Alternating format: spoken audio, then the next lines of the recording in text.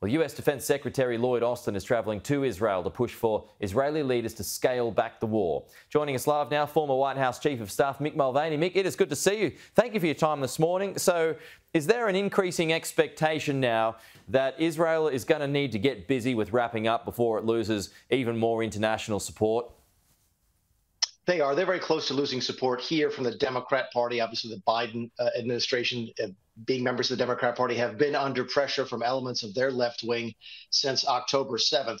The Biden response has been very, very good. It's been well received on a bipartisan basis, but there have been cracks within the Democrat Party from almost the very beginning. And you're starting to hear the language change already. You're hearing both the Secretary of State and the National Security Advisor talk about wrapping things up, talk about changing the strategies and so forth. So, yeah, and I think the Israelis recognize that. It's no secret. So the initial response has been very good. It's going to change here shortly. I think everyone expects that. Even if it if it wraps up soon, then Hamas is not defeated, which was the original plan from Israel.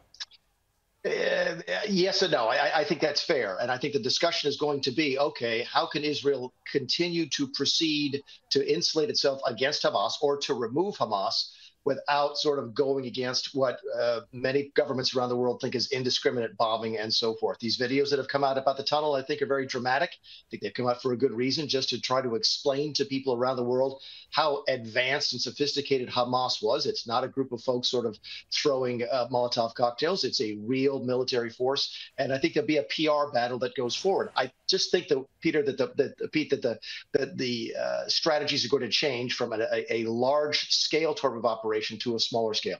Would you expect the Palestinian Authority to come in? I mean, even if Hamas isn't defeated, how would that work? And, you know, Iran is pulling the strings as well. They want Hamas to remain. Hamas is there for a reason. Keep in mind that Hamas is the last democratically elected leadership group in Gaza. They beat the Palestinian Authority 15 years ago. So it's not like you sort of walk right in and take over and everything will be fine. No, this is going to be very, very bad for a long period of time. The question continues to be, number one, will Israel be able to neutralize Hamas permanently? And number two, will this war spread over into other geographic areas? Yeah, and look at these tunnels. I mean, this new footage overnight of the longest ever 4 kilometres worth. I mean, there's supposedly hundreds of kilometres worth of tunnels. I mean, look how well fortified they are. I mean, is there any way of knocking them all out? I don't think there is. They talked about flooding them with seawater. They talked about setting them on fire. Keep in mind, think about how much money it costs to do what those videos show. Gaza doesn't have a lot of money. Gaza gets most of its money from overseas aid, which means that Hamas has likely been stealing the aid that Australia and the US and the EU have been sending them for a long time to do exactly what's on that video. That is true.